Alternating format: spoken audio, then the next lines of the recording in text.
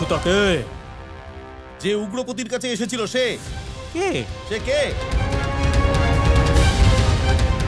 দেখো রাধা, আমার তো ইচ্ছে করছে যে তুমি বারবার আমাকে জিজ্ঞেস করো আর আমি বারবার তোমাকে বলতে অস্বীকার করি, কিন্তু এখন এই মুহূর্তে আমার খুব জরুরি একটা কাজ আছে, আমাকে সেখানে যেতে হবে। ঠিক আছে, চললাম। কৃষ্ণ দাঁড়াও, শুনে যাও।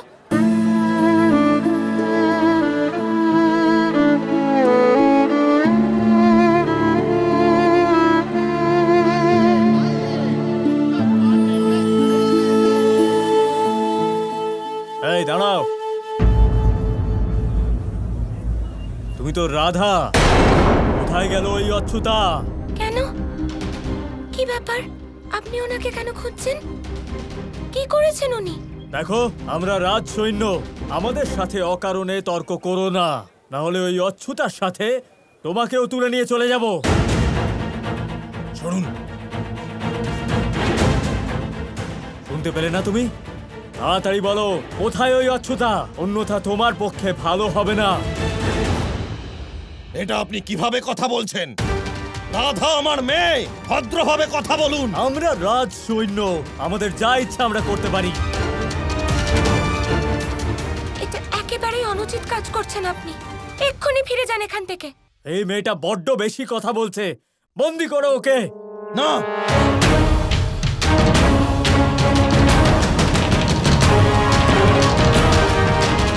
আয়ন কিছু একটা করো, ও তোমার স্ত্রী, বাঁচাও ওকে, যাও। আয়ন কিভাবে? অবশ্যই বাঁচাবো বাবা। আমার তলোয়ার তো বাড়িতে পড়ে আছে।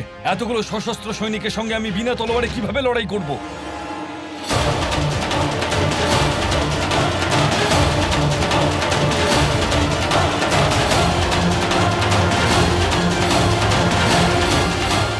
কৃষ্ণ, কি হচ্ছে এখানে?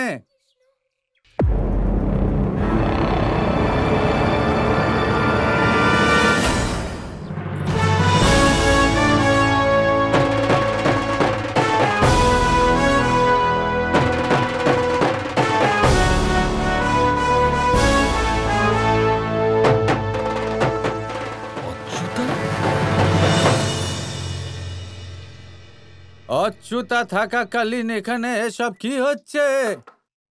এটা তো একজন বৃদ্ধ মহিলা, বৃদ্ধ মহিলার জন্য তো একজন সৈনিক যথেষ্ট।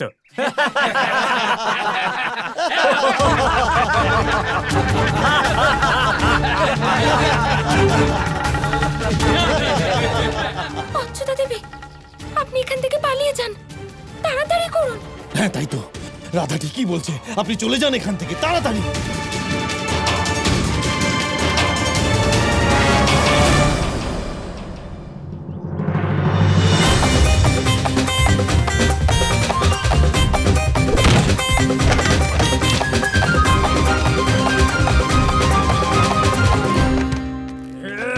দাঁড়া,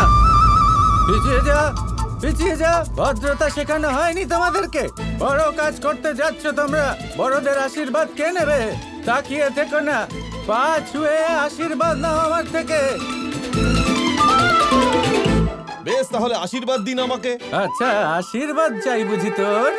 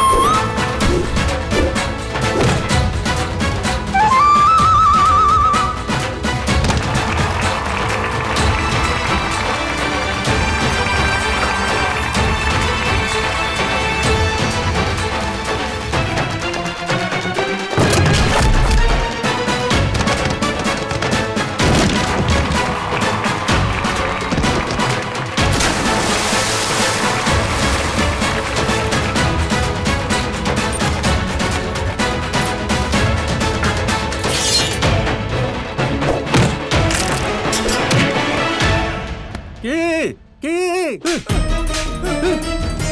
সৈনিক, কি করতে এসেছিলি এখানে? একজন স্ত্রীকে বন্দি করতে?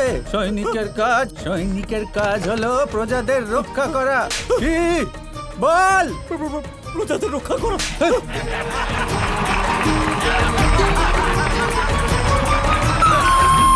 যদি একজন স্ত্রী তোমাদের মতো জঙ্গলিদেরকে জন্ম দিতে পারে, তাহলে ঠিক সময় এলে শাস্তিও দিতে পারে। হ্যাঁ, পালা এখান থেকে, পালা এখান থেকে, পালা।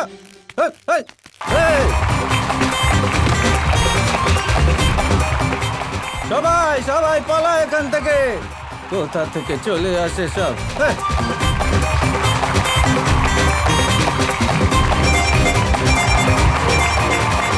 অচ্যুতা দেবী জয়! অচ্যুতা দেবী জয়! অচ্যুতা দেবী জয়! অদ্ভুত, আপনি তো চমৎকার করলেন। কিভাবে করলেন এই সব? আরে ওই ঋষি জমদগ্নি। উনি হ্যাঁ হ্যাঁ সপ্ত ঋষির মধ্যে একজন ঋষি। হ্যাঁ হ্যাঁ, উনি উনি। আপনি ধন্য, ধন্য আপনি। আসলে আমি ওনারও সেবা করেছিলাম, তাই উনি আমাকে আত্মরক্ষা শিখিয়েছেন। তাই তো আমি সব করতে পারি। এটা তো খুব ভালো কথা।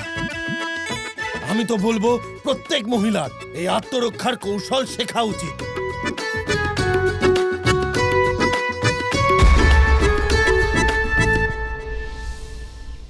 এই বৃদ্ধা মায়াবী আয়ান, ওনার সাথে লড়াই করো না, হারলে ঘোর অপমান হবে। আর সেটাই উনি চান।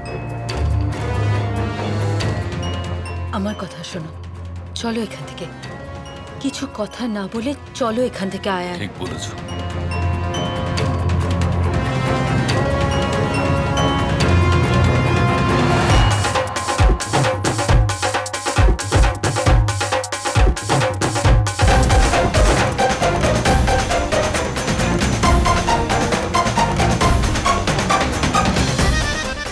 শুনুন শুনুন শুনুন, আজকের মেলার বিশেষ আকর্ষণ। আমাদের মহান যোদ্ধা আয়ান অচ্যুতা কাকির কাছে এই দাবি করেছে যে ও অচ্যুতা কাকিকে কুস্তির আখড়াতে ওনার সঙ্গে যুদ্ধ করে ওনাকে হারিয়ে দেবেন, ওনার উপর জয় লাভ করবে।